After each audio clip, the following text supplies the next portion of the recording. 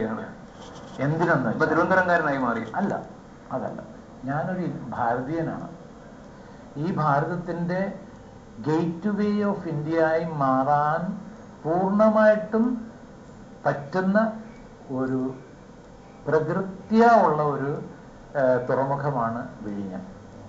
ഇവിടെ ഡ്രഡ്ജിങ് വേണ്ട, ഉറപ്പുള്ള പാറക്കെട്ടുകൊണ്ട് കെട്ടിയിരിക്കുന്നതാണ് അതിൻ്റെ കര. അതിൽ എത്ര ഇന്ന് വരെയുള്ള അവരുടെ ടെക്നോളജിയിൽ ഉണ്ടാക്കിയിട്ടുള്ള കപ്പലുകൾ എത്ര വലുതാണെങ്കിലും ഇനി ഒരു കുറേ കാലങ്ങൾക്ക് ശേഷമെങ്കിലും നമുക്ക് ധൈര്യമായിട്ട് ഓടിച്ച് കയറ്റാവുന്ന പരിസ്ഥിതിയാണ് ഇവിടെ ഉള്ളത്. അത് ഞാൻ പറഞ്ഞതല്ല, എൻ്റെ സബ്ജക്റ്റ് അല്ല ഇത്. ജർമ്മനിയിലുള്ള മറ്റ് വിദഗ്ധർ പറഞ്ഞിട്ടുള്ളതാണ്.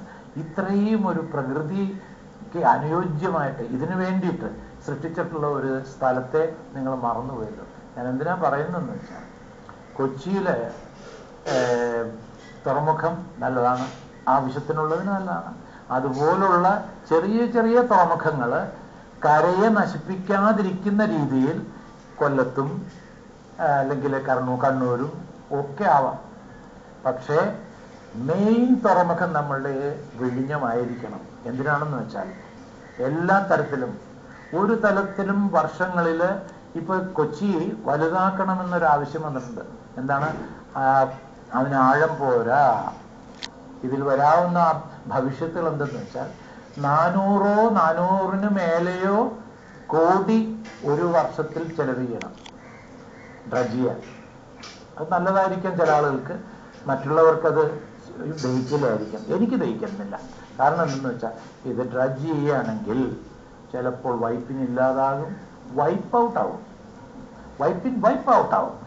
അതുപോലെ അപ്രധാനം എന്താണ് നായരമ്പലം ഉണ്ട്, അത് നായരും ഇല്ല അമ്പലവും ഇല്ലാണ്ടാവും. ഇങ്ങനെയുള്ള കാര്യങ്ങൾ ശാസ്ത്രീയമായിട്ട് നമ്മൾ അറിയാവുന്നവരുമായിട്ട് ഡിസ്കസ് ചെയ്തിട്ടല്ലാതെ കൈവയ്ക്കരുത്. അതുകൊണ്ട് എനിക്ക് പറയാനുള്ളത്, വിഴിഞ്ഞം വരണം. വിഴിഞ്ഞം വന്നാൽ അതിനോടുള്ള സർവ്വ നമ്മുടെ വ്യത്യാസങ്ങളും വിതിൻ നോ ടൈം ഈ ലോകത്തിലുള്ള മറ്റു ശക്തികളെല്ലാം പലയിടത്തും കുഴിച്ച് തുറമുഖം ഉണ്ടാക്കാൻ പറയും. അത് നിങ്ങൾ കേൾക്കരുത്.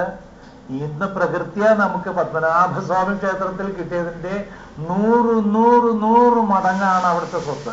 അത് മനസ്സിലാക്കിക്കൊണ്ട് അവിടുത്തെ ഫിഷർമാനോ അവിടെ താമസിക്കുന്ന ആളുകളെയോ മാറ്റുമ്പോൾ അവർക്ക് വേണ്ടി സ്വത്ത് കൊടുക്കുകയും വേണം.